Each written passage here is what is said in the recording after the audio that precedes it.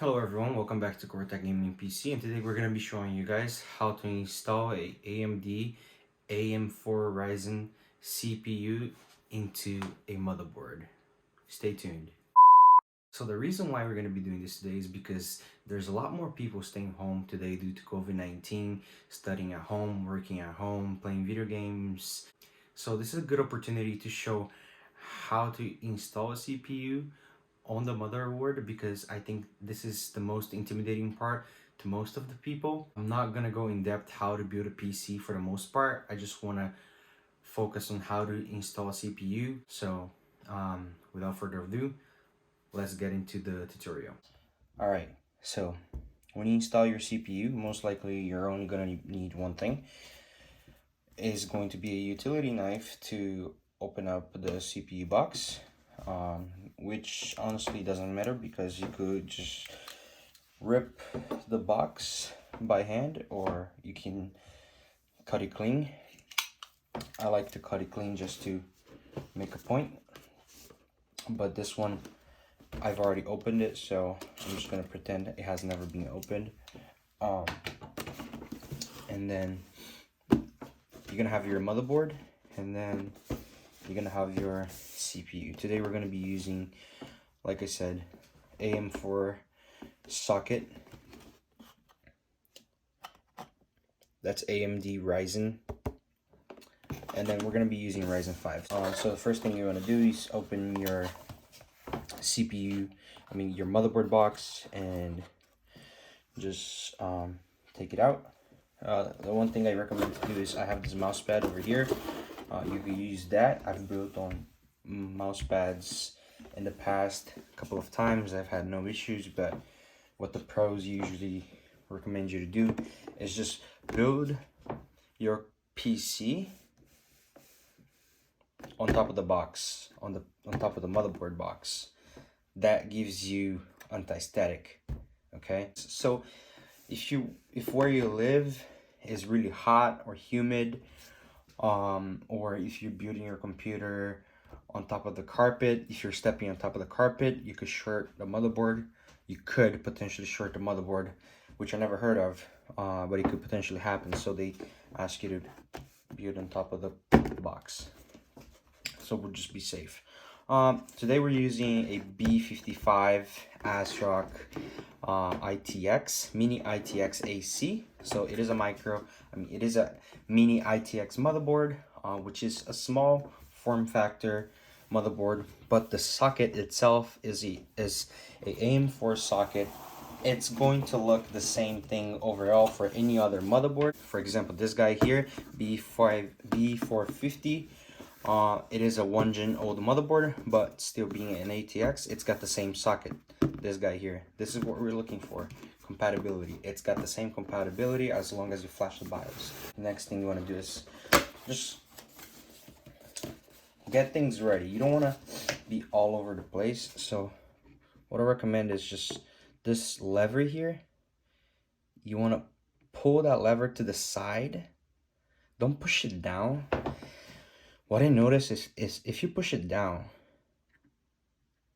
you could damage the PCB on the motherboard. Just slide it to the side and then lift it up all the way up.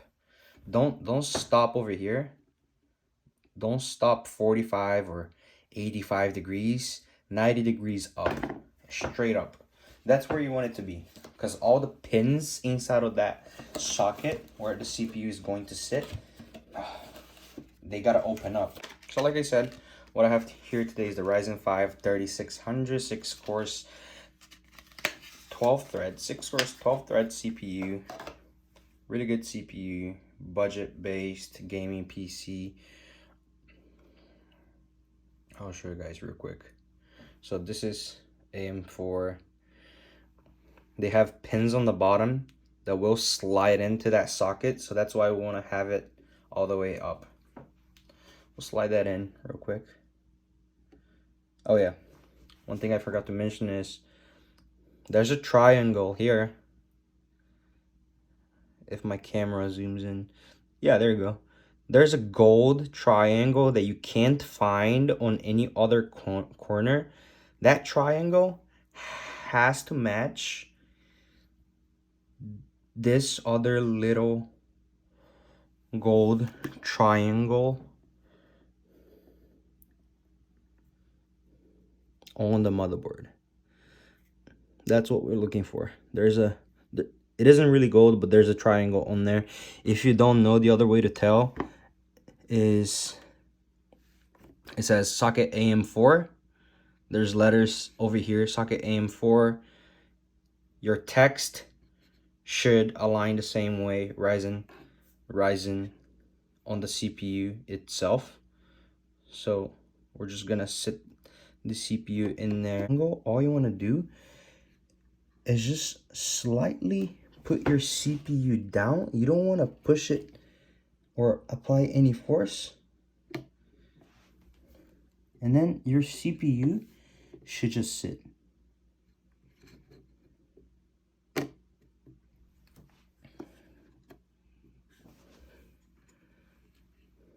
All right, guys.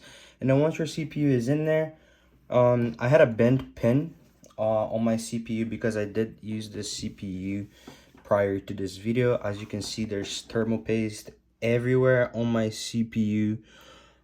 I pulled out from my personal rig, so I did have to unbend a bent pin. So it is now straight, and I'm just going to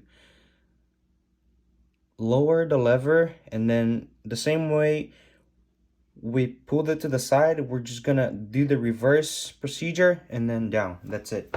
The CPU is now seated.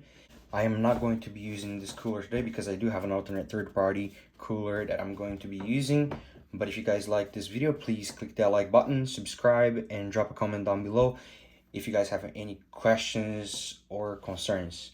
Thank you very much, and see you guys next time. So, quick update for you guys.